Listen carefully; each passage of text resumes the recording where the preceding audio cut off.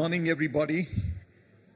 I'm very happy to see all of you here at the Indian Section Convention, and we are very, very fortunate to once again have our International President, Tim Boyd, who will deliver the inaugural address.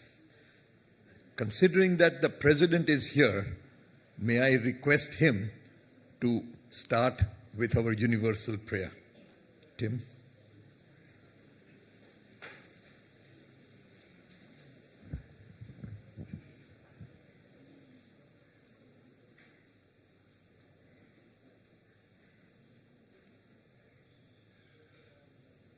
O hidden life,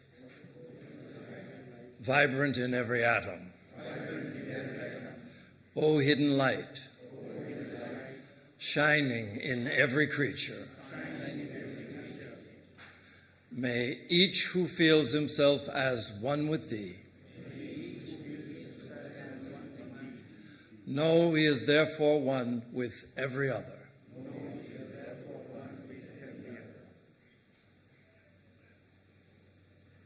Thank you.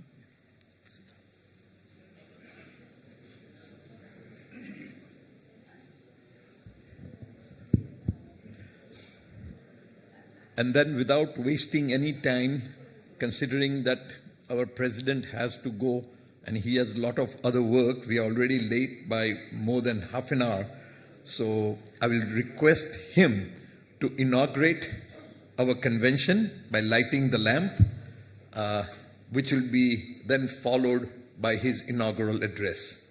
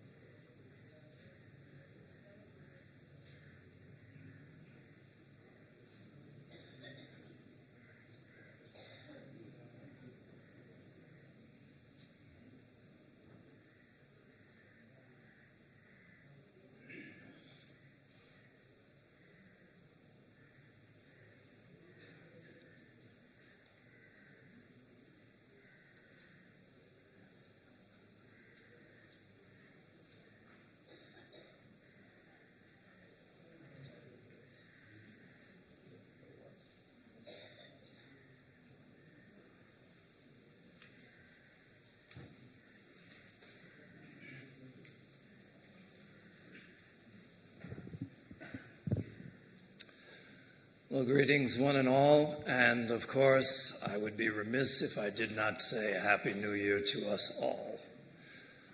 For about the last 10 years or so, I have been coming here at this occasion, and it's always on New Year's Day.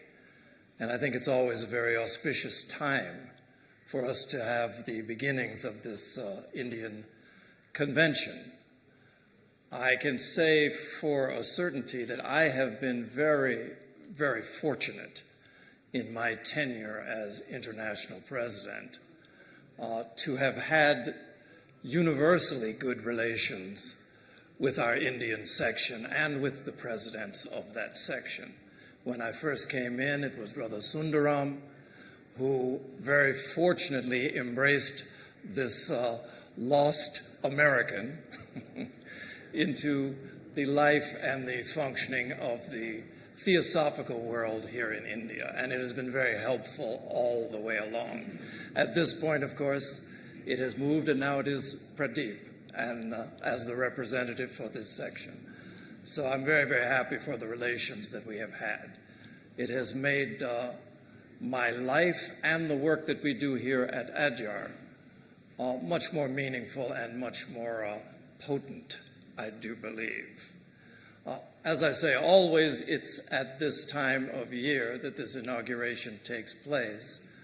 So I think that always I find myself commenting on our attitude and state of mind in facing a new year.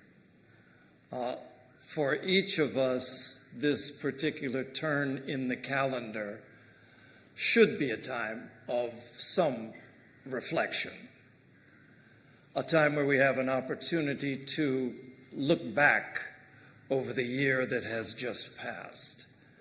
And in our theosophical work, what we tend to do is look back and see the things that have been accomplished. Pay attention to perhaps goals we have set for ourselves and have met or have come in ways that were not expected, but we have a chance to reflect. And that has a certain power in it, in and of itself. It's also a time when we project our minds into the unknown future. For all of us, what lies ahead is unknown. What lies behind, we can speak about with some degree of accuracy. Obviously, we don't even know everything there is to know about that. But one characteristic of the human mind, and also one of the powers that is latent within each one of us, is often something that can become activated by a very particular approach, a spiritual approach, to reflection and to analysis. Often we speak in terms of the three pillars of the spiritual life from the theosophical point of view as study, meditation, service. And these are the pillars that support a complete and dynamic spiritual life. I am certainly not one. It was Annie Besant who laid out those three pillars in that particular form. And I am certainly not one to try and add to or subtract from the great work of Annie Besant. But I would say that there is a fourth possible pillar, one that is equally dynamic, one that is equally required, if in fact our desire as theosophists is to come to terms with reality, is to be able to see and to appreciate and to acknowledge that which is real. And at times like this, with the beginning of a new year, with a year that is past with all of its many lessons, with all of the trials that have necessarily accompanied it, with many of the triumphs that we have had as our own experience, I think this fourth pillar is particularly necessary. To name it, I would say it's the section. I'm quite pleased that every year, for the last 2 years, when I look around the theosophical world, for the last 2 years, I look and there is this anomaly, which is India, where the membership rises, and the only true way of teaching is through example. You can say what you want, but who you are speaks so loudly, people can't hear a word that you're saying. So this is the challenge to us. It will always be the challenge to us, and we will always fall short of that challenge. No need to feel bad about that. But at a time like this, where we have an opportunity to look back over our own individual year and how we have been able to align it with what we believe, it's a good time to make our recommitment. We're not talking about New Year's resolutions, but in a sense we are. This is a time of power with the coming in of a new year. It's a time when thoughts that are planted, seeds that are planted in the fertile ground of the mind will be able to blossom, to grow, and to provide fruit. Plant the seeds now. plant them now, the seeds that in some way we will improve upon. We will be more true to the things that we know to be true over the course of this coming year. The work that we are capable of doing, we will do. The main thing that's involved in a lot of this is just really, whether it's a lodge meeting, whether it's a meditation period, whether it's a time of study, whether it's a moment of saying to ourselves, thank you. The great Meister Eckhart said, if the only prayer we ever utter in our lives is thank you, that will be enough. So in this time, we can recommit to showing up for those things. If it's something that you believe in, if it's something that you have found of value, the first step is to show up, to be present for the thing that you value in your heart. That seems like a small commitment, but it's the one that will move the world if persisted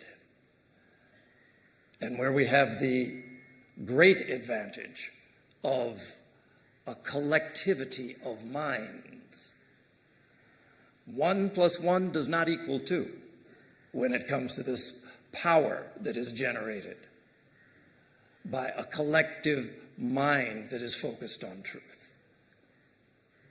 So during the coming year, I would encourage all of us to recommit and to show up for ourselves.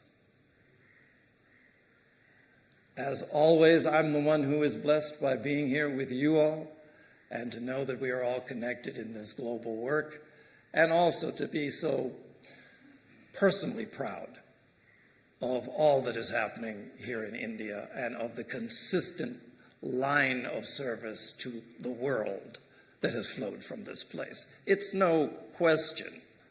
You know, we all know the Theosophical Society. We know where it was founded, in New York City. But we also should know that the place where it came to life was not New York. It was India. And so to that heritage, the entire Theosophical Society in the world owes the work that we have today. So with that, I thank you. I hope that your conference together will be as enriching as they have been in the past. And at this point, I'll turn it back over to your president, Brother Pradeep Gohil.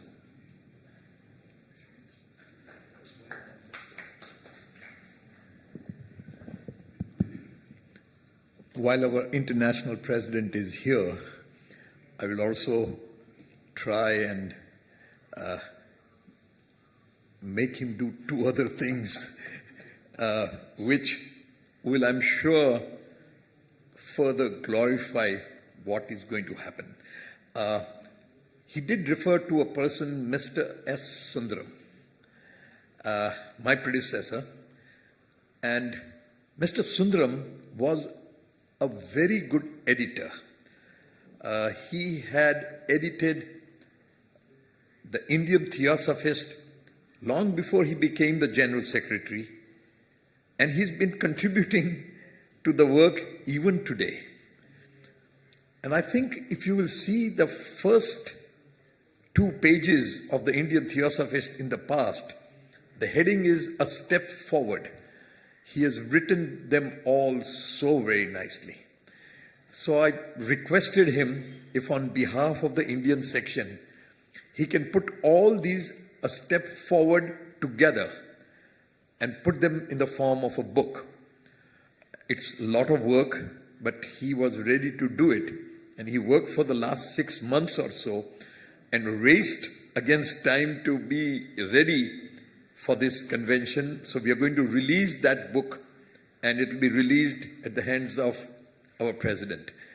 Tim, can you please?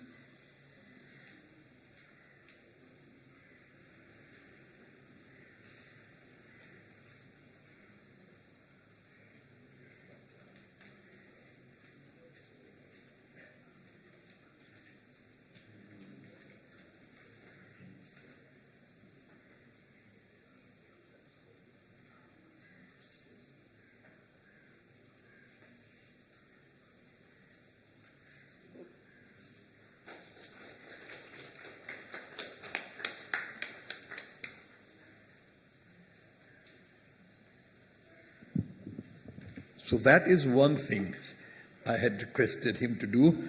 The other thing is regarding an award that was constituted in the Indian section by the executive committee 3 years back. The executive committee decided that every year we will honor the most extraordinary theosophist in our section, who has done significant work and who really deserves some recognition. So it was first awarded to Mr. Pradeep Mahapatra. Then it was awarded to Mr. U.S. Pandey. And this year we have got the award to Brother V. Narayanan. Unfortunately, the awards were not ready. So now we've got those awards ready and we are going to have the same kind of awards every year. So I'll start with the current. The first award for this year, 2022-23, to Brother V. Narayanan.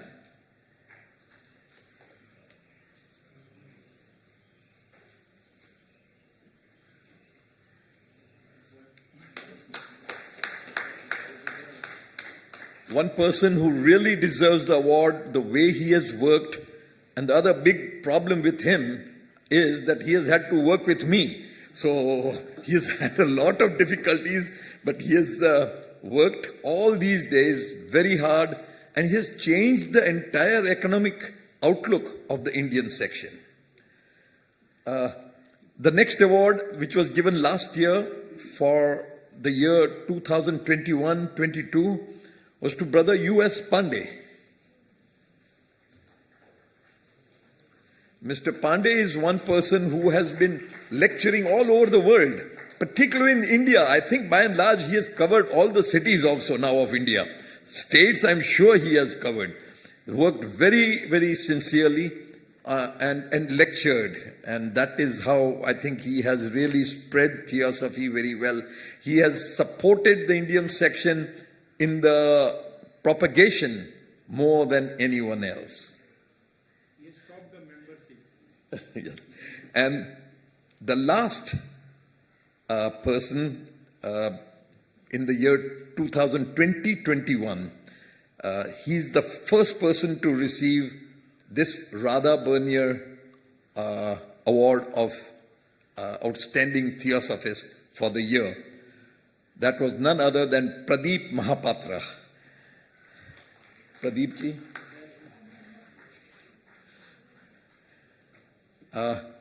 Pradeep ji probably has done more for the propagation of theosophy than anyone else. His constant follow-ups with people, having all kinds of lectures organized online, offline, all kinds of programs.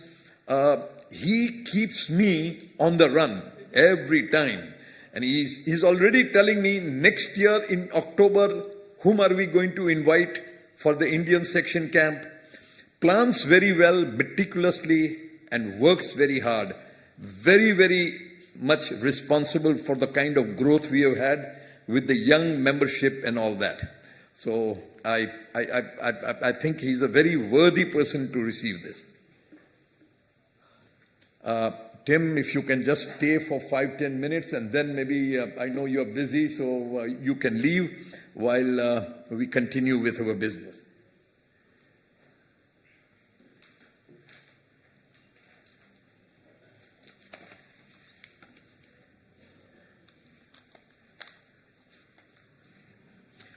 You know, there are a number of things that I'm learning from Tim.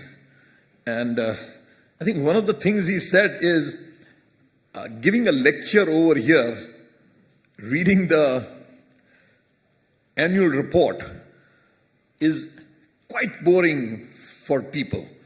And I remember myself also when Mr. Sundaram used to read that, I was sitting on the last chair and half of the time I was dozing off. So I have also decided to really shorten that and to give you the interesting facts of what has been really achieved. rather than the mechanical government type of a report. So just like every year, this year also, I'm very pleased to inform you that the state of the Indian section is very healthy.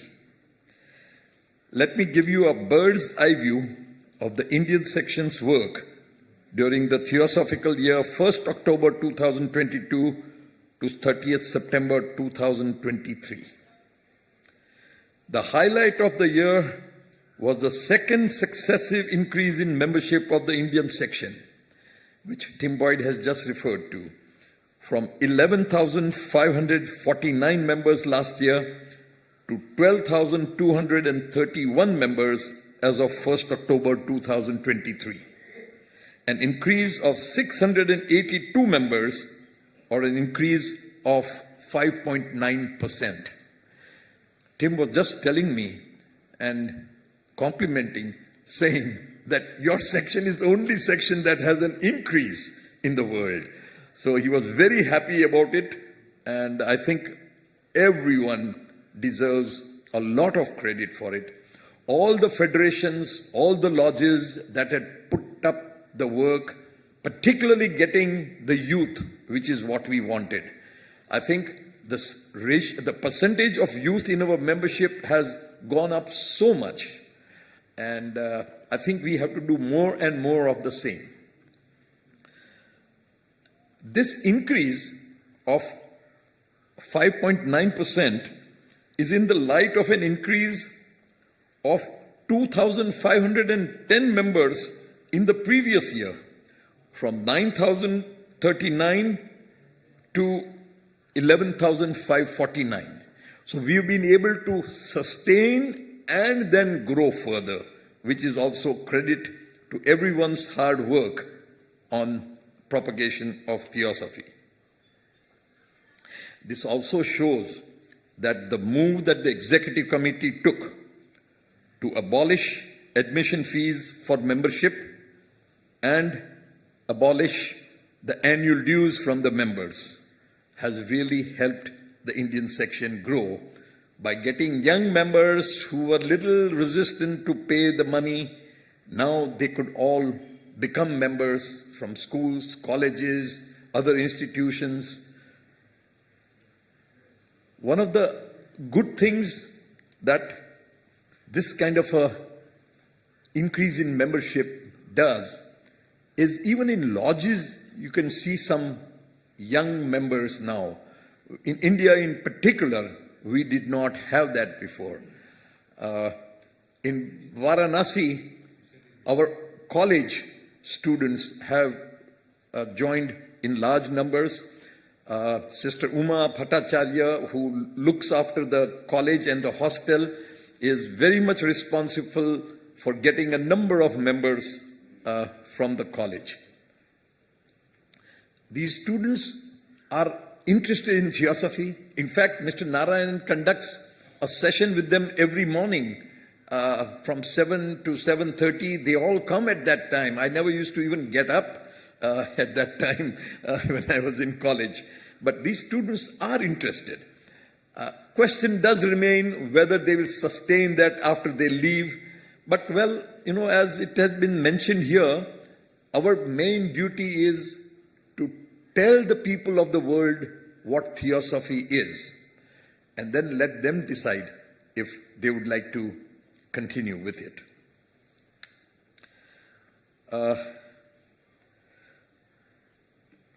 Just like the membership, the number of lodges have also increased. From 502 lodges last year, we have 528 lodges as of October 1, 2023. And again, a lot of the credit for this goes to some very, very hard-working people who have done a lot of work to increase the number of lodges. Pradeep Mahapatra, U.S. Pandey, and others have really traveled to places.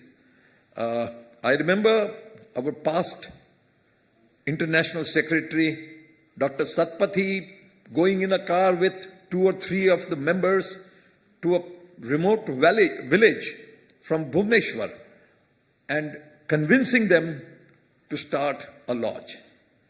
This kind of effort, which was seen probably in the Colonel Olcott days, is being seen now. Otherwise, it's not easy to increase the number of lodges by 26. 26 new lodges is probably a great achievement of the Indian section, which I'm very proud of. On 1st October 2021, there were 1,188 life members. When the constitutional amendment of abolition of annual dues came into force, on 1st October 2022, 745 life members were dropped for not maintaining contact with the Indian section as per our constitutional requirement.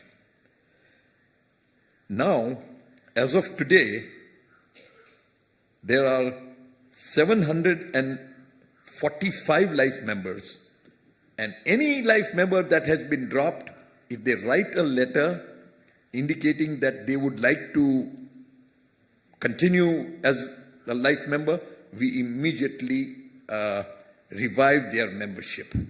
But revival of any membership would mean they have to wait for 2 years to vote. That clause we have kept. And I think this has by and large gone well. But just imagine how many ghost members we had earlier. So we got to be very careful of that. And I was just telling Tim, I'm so proud of the fact that this year, the 12,231 members that you have, we have a piece of paper signed by them for all the 12,231. So it is genuine, and it is something that can be checked. For a second year in a row, we have a new record of new members. There have been 2,804 new members during the year against 2,258 last year, which is the highest new members taken during a year in several decades. And that is why I consider membership development to be the highlight of the year 2022-23. Unfortunately, there were about more than 1,800 members that did not renew and did not send the signed paper that they have to send for renewal. And they could not be renewed. Otherwise, our membership would have been much more.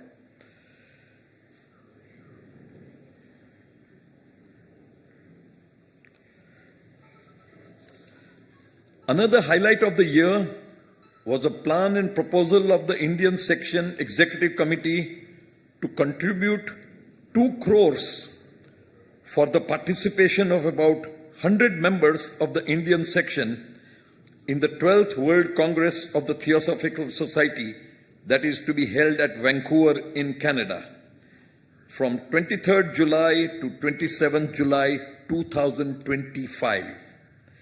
Eventually, the Indian Section Council also voted for the resolution by circulation in this matter with a vote of 40 against 3. This will be a great opportunity for the 100-odd members of our section to widen their horizon on a world stage in a foreign land. The different ideas they will exchange with theosophists from other countries will certainly help in areas like propagation of theosophy. An 8-member selection committee will select the best qualified members of TS of Indian section according to the guidelines they have set for the selection out of the applications that we receive. Anyone, any member of the Indian section can apply for this and avail the 2 lakhs of rupees support that each person can get towards their airfare, towards their lodging and boarding. All they have to do is to pay for the registration, which is a nominal amount, and get a visa of Canada. We hope we will all be able to have a lot of fun when there will be 100 people traveling together to Vancouver and staying there for about 6 days. We had published all the 12 monthly issues of the Indian Theosophist regularly during the year, in English as well as in Hindi now. I remember the secretary of the Bihar Federation once told me that, Mr. Gohil, you're doing many other things, but if you can ensure that Indian Theosophist is also published in Hindi every month, it will be something that a lot of Theosophists will benefit. And that is why we found a person, one brother, Sham Singh Gautam from Kanpur.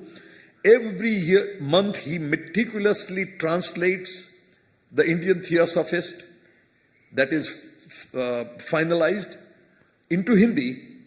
We get it printed and we send it to all those that have asked for it. And it has been something, I've had some very favorable reviews on that. People have really appreciated that.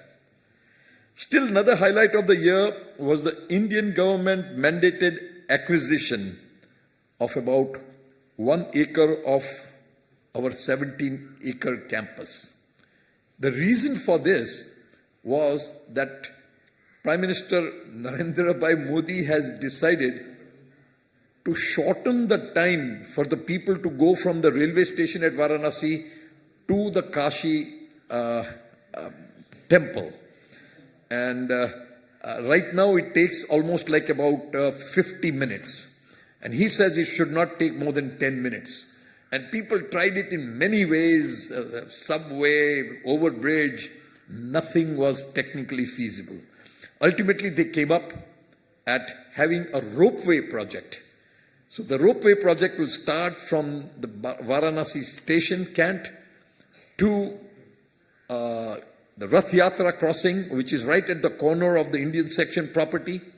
From there, it will take a right angle turn and go straight to the Kashi Vishwanath temple. For this, they had to build a station, and there was no land available at all. And so they looked at our playground of the BTS school for making this station. Initially, I opposed that tooth and nail. I fought for it with the government, and I told, no way, how can you take the school? I said, there is a requirement mandated by the Supreme Court that a school has to have a playground. And how can the government itself go against this? But then I distinctly remember the commissioner called me and said, listen, Mr. Gohil, I appreciate your stand, the way you are fighting for your organization. But remember, you should never fight against government on something that is so important, which is a wish of your Prime Minister. And so I did not have a choice. They acquired the land after making a proper survey of what the actual price would be. But as government, you know, in the world, you got to negotiate everywhere. They started with, well, you'll get 15 crores, they said, thinking that I'll just fall over the amount. And I said, no, sir, that's nothing. That's almost 1/3 of what we should get. I feel we should get something like 45 crores. And then the negotiations went on. And, they were very tough sometimes. Sometimes they even threatened me that we will come with a bulldozer and break the wall. And I said, you can do that, sir. But I know the Supreme Court rulings, I've seen the judgments, and I know the law. You have to give twice the normal amount, the market amount of the land. And eventually, Mr. Narayan also got into the act. Number of meetings, and finally, we were able to get 38 crores of rupees. I had never had a check of 38 crores in my hand, and when it was handed over to me, I mean, the hand just almost dropped down. first thing I did was immediately we put the check in the bank in a non-callable fixed deposit for 10 years, which means nobody, even we, even the general body, nobody can take the money for 10 years. This is very much required because, when money comes like that, it can go easily. And you have to be very careful that it is spent in the right way. In fact, at the present time, the way I have it is whatever interest we get on it is also put in the same account. In a way, in Varanasi, there is a rule set by Annie Besant that while Indian section land all over India with the approval of 75% of the members of the council, you can sell the Indian section land, but not in Varanasi. Varanasi land cannot be sold. Now, this is one thing that I argued also, but of course, this was not a sale, and the commissioner also explained to me, this is an acquisition, this is not a sale. Unfortunately, money brings problems. I was so happy one day, but within a few days, I had a major problem. On 5th of May, we got this check. On 8th of May, the great-grandson of Mr. Upendranath Basu, who was our General Secretary in 1907, he sold this land, our land of 17 acres, to one of the mafia guys. Well, Mr. Narayanan is very good with these things. Immediately he found out who it is and all that, and we approached the commissioner, and the commissioner at least did one thing. Immediately he reversed the sale. Now you think of it, the man has paid about 80 lakhs and another expense of 20 lakhs. He has paid more than 1 crore to the government, and that is gone. Nothing can really be obtained back now. And now the order has already been by the commissioner that you restore it back in the name of Upendranath Basu. And now a case is going on to change the name of Upendranath Basu to the Indian section. Because we gave him evidence that in 1907, Mr. Basu was the General Secretary, and Annie Besant had gifted the land to the Indian section, but since he was the General Secretary, his name had just come in there. You have to be so very careful of these things and how they can be misused.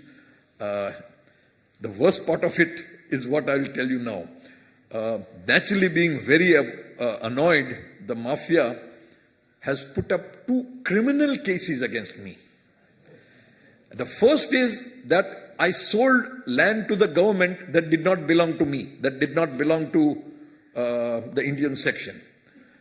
And the second is a case, criminal case again, against me and the Commissioner of Varanasi district for having colluded and taken this money away. Both of them are, of course, ridiculous, you might think, but you will be shocked the kind of thing that we tried to get records from the revenue office. All the records are gone. How do you prove anything in this matter?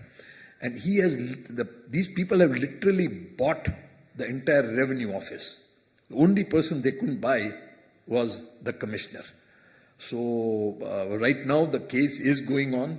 I'm trying to take some help from everywhere. In fact, even Mr. Sumaya ji, the Advocate General over here, who came yesterday, he is also going to help me in trying to see how to get these cases sorted out soon, because the cases just go on and on. And then I heard through some people that called me and said that there is a threat to your life. You better. They also said, even if you will give maybe just 1 crore, which is the expense of this person, we will consider this and we will withdraw everything against you. Or maybe you can just give one portion of the land. And my only words to him was, not an inch of land or not an rupee of money we will give you. This is a duty that I'm doing. I'm doing it on a voluntary basis. Nobody has forced me to do it, and it has to be done properly. Similarly, there is a case that we have put up against the Varanasi Development Authority for having acquired a strip of land, a small strip, roughly about 1,000 square feet. So it is not a very huge strip of land. But the value is so much, it comes to about 4 to 5 crores. And they said that it is for the widening of the road. And in fact, the head of the Varanasi Development Authority said, I have read a lot about Annie Besant and about her views. If she was there, she would have immediately given it.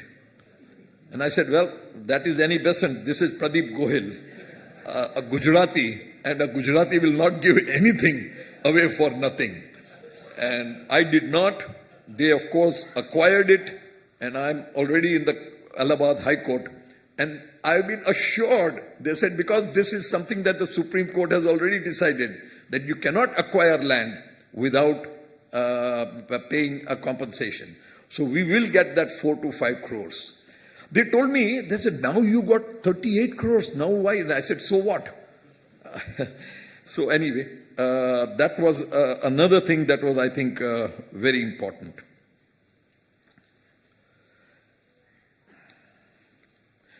The trend towards online lectures that was set due to Corona a few years back has really blossomed.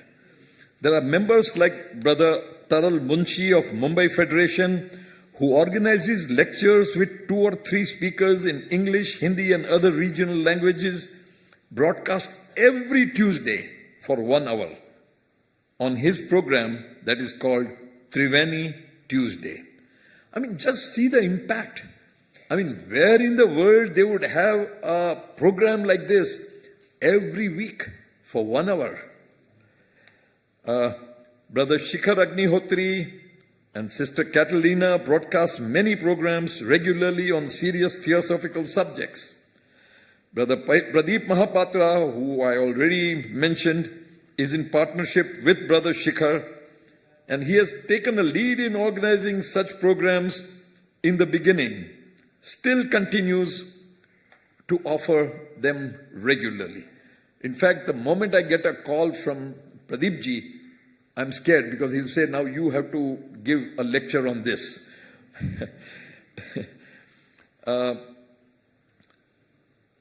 Sister Vibha Saxena, probably, in my opinion, the best orator in India on theosophical subject. Brother N.C. Krishna, with his deep knowledge of theosophy, and some of the younger theosophists have all done outstanding work. Brother C.A. Shinde and Brother Harshvardhan Sheth, the president of the Gujarat Federation, all have been giving lectures throughout the year.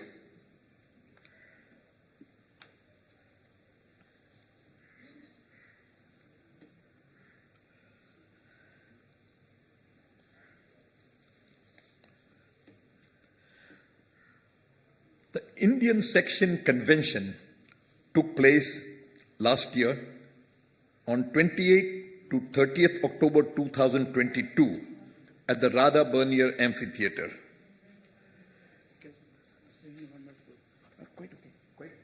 That's what I had said. Thank you very much for coming. Let's give him a hand, because it's been very nice of him to have come and given us so much time.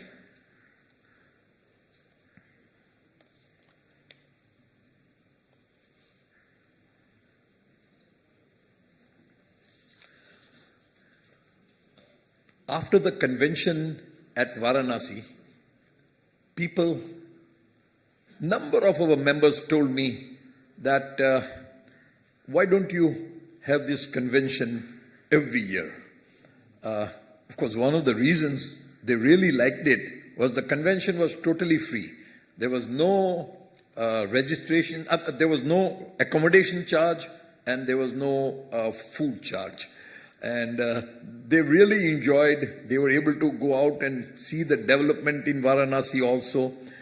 But I think it is not appropriate to do it every year. We did it that year because we had a problem with the buildings over here. The new quadrangle was under construction, and Indian delegates could not have been accommodated for the international convention. So that is why we had our Indian section convention at Varanasi. But now we know that we can do a very good job of it if ever there is a need for it.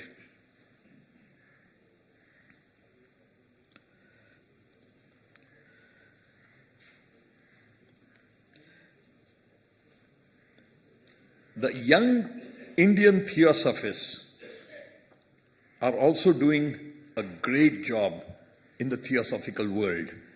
And at our executive committee meeting on the 4th, we already have the agenda set some time back, and we are going to talk about how to further motivate them and how to get more work from them, which they are very, very glad to do. So if we can involve more of this youth, it will be something that will be very helpful to us.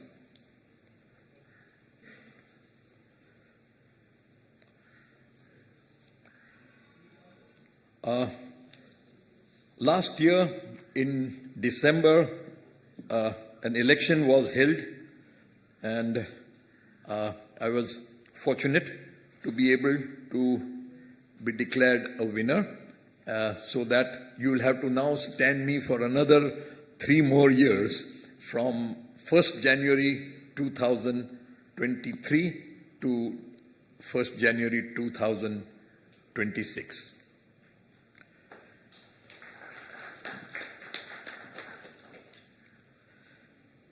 The 175th birth anniversary of Dr. Annie Besant was celebrated at the Indian section headquarters in Varanasi on 1st October 2022. Floral tributes were paid to Dr. Annie Besant by the students and the staff of the educational institutions, workers and members of the Indian section. The Indian section celebrated the 147th Foundation Day function through online mode on 17th November 2022. Chief speakers were Sister Uma Bhattacharya of Kashi Tattva Sabha, Varanasi, and Brother Solomon Babu of Gautami Lodge of Kakinada, Andhra Pradesh.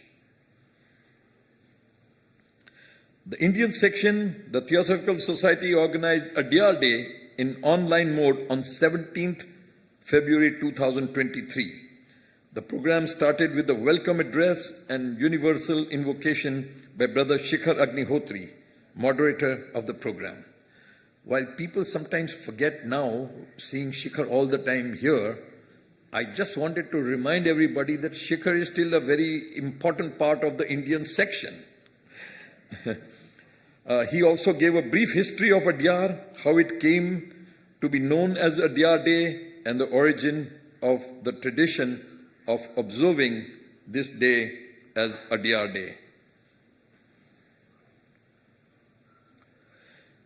Similarly, the White Lotus Day was observed on 8th May 2023 in the Annie Besant Hall at the Indian section headquarters, where floral tributes were paid to Madam Blavatsky.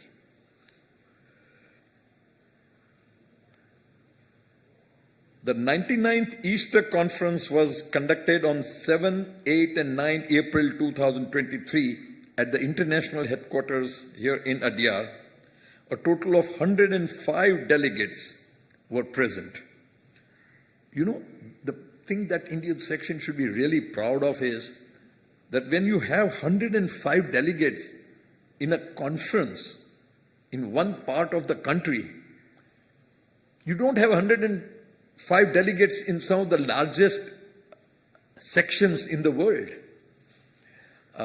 And then during our Indian section convention last year, when we had about 575 delegates, that's something no convention has ever reached. And I think you must have seen that even in the international convention here, it is very hard for them to go beyond 600. So I think Theosophy is probably rooted in the minds of a number of people, and I think it is developing very well.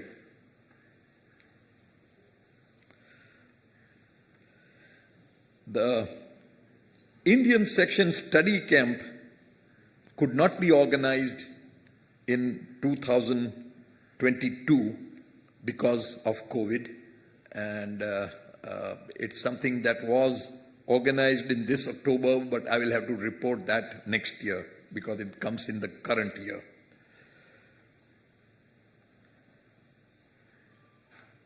Regarding propagation of Theosophy in new areas, Brother Pradeep Mahapatra, Mrs. Metalini Mahapatra, and Brother Chitranjan Satpathy ji visited Bhavani Patna, Balasore, Jagat Singhpur with Secretary and President of UTF, as well as with senior TS members to revive the old lodges.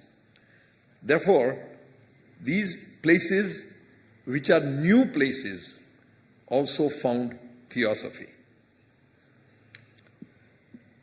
The national lecturers of the Indian section are many.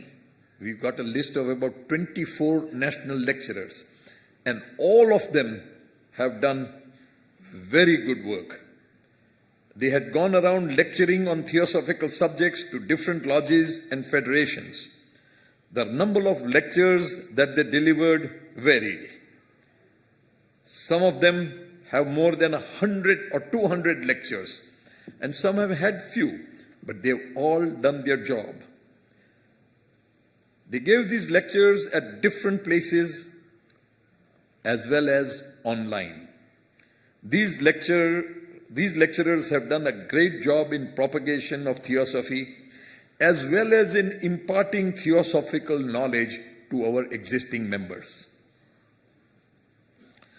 Besant Education Fellowship is an organization that has been there at Varanasi, which is managing 2 schools under its supervision.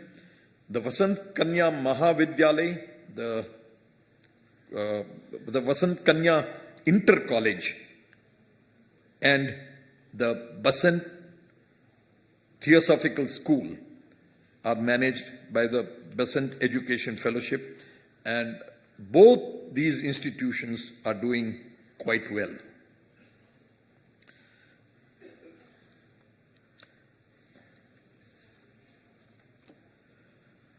The Indian section website has been upgraded constantly, and you will find that the total new users, the total visitors to the site, the total sessions, the total page views, the ratio of page per session, and the average session duration has all gone up from 21-22 to 22-23. This is another area we want to give more emphasis in the days to come, because I think the world is going to be using the websites a lot.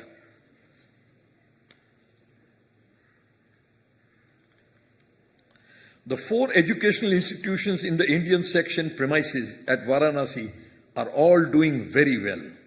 The Vasant Kanya Mahavidyalay, being looked after by Sister Uma Bhattacharya, is doing extraordinarily well and expanding. They've just got a new 4-story building where they are going to now increase the various sections, and it's quite likely that we will have new programs in commerce, management, and other areas.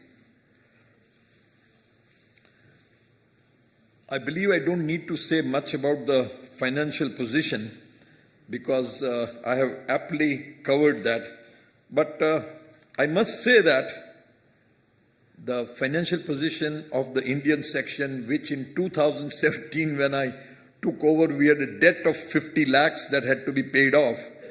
And today we do have a very healthy surplus. And Mr. Narayanan has warned me, don't tell what is the surplus, because otherwise we get a lot of pressure from people for donations. But I must tell you that every year the Indian section is able to generate a surplus of 2 to 2.5 crores per year.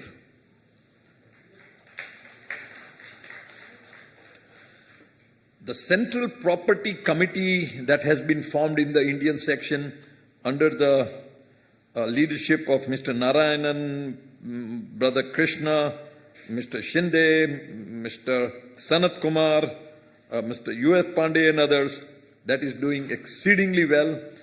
But you know, it is very difficult to get hold of the land and try and get the money from it. We've had, I think we have gone across at least about 40 places where the name, of course, was originally, the land was of the Theosophical Society, the Indian section. But right now, either somebody has taken that over illegally, or whoever is staying there is not willing to give. I'll just give you an example. There is the land in Bihar, Patna. And we have now been able to work out with a person who has taken that land on a 30-year lease, where he has given a space for the Bihar Federation to work on one floor. And then he will give us a rent of 1,25,000 per year, out of which the Indian section will give 25,000 rupees per month to the Bihar Federation. I mean, just see that one little work that was done has now changed the fate for the Bihar Federation. The Gujarat Federation is also trying with the same kind of an idea, and I'm sure very soon they will be able to have something like this. Selling of land, you see, because I know we don't want to sell land usually, but if there is no lodge at a place, what's the point in having the land? We cannot keep it. And even the caretakers that we had have now taken over our land. So it is best to lease it. That way the record will be clear and the land will be with us. But the whole thing is so difficult in so many different places all over India. Mr. Narayanan travels, Brother Krishna travels everywhere. And then, you know, when I hear there is agony, because you feel bad that, you know, your land and there is not much you can do.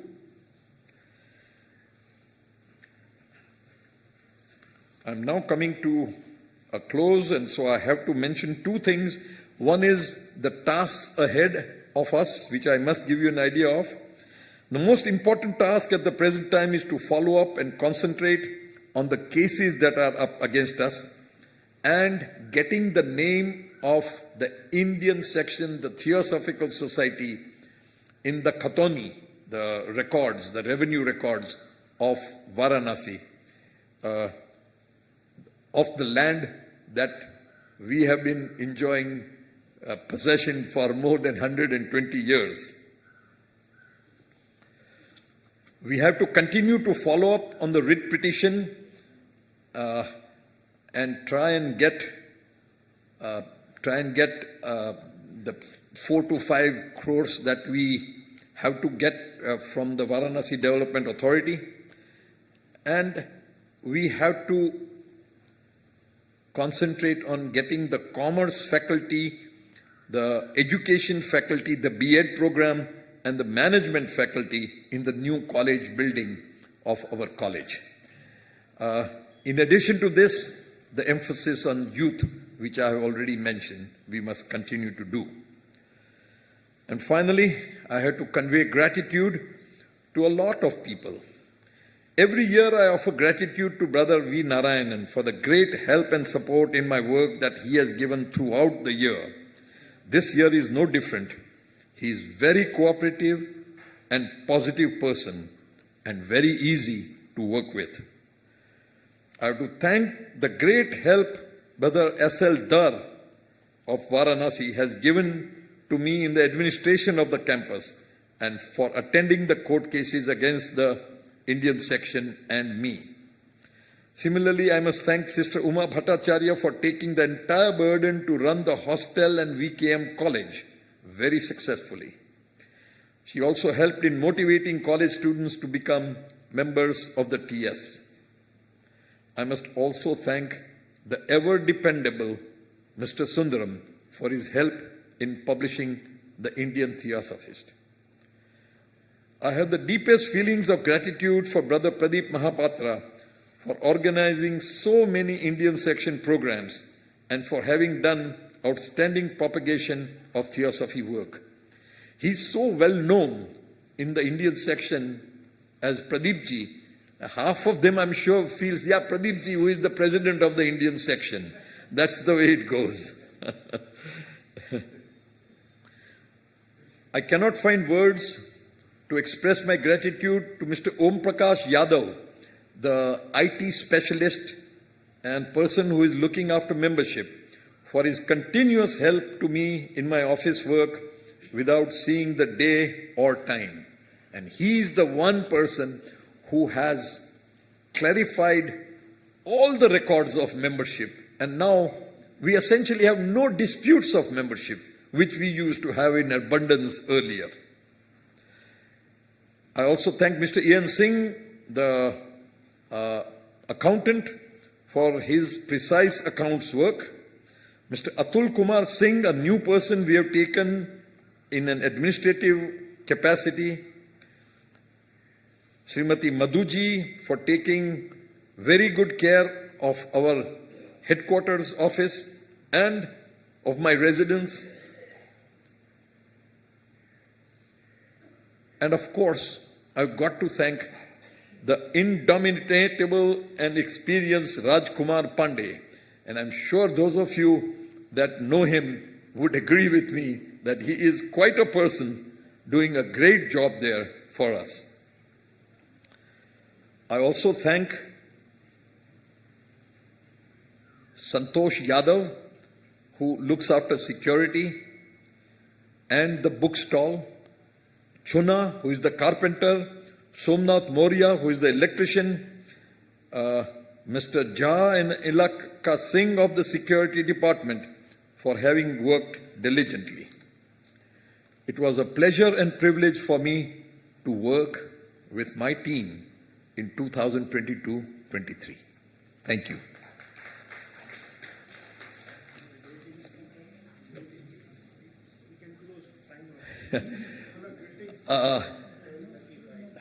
Would you like to have the greetings of every federation? No point.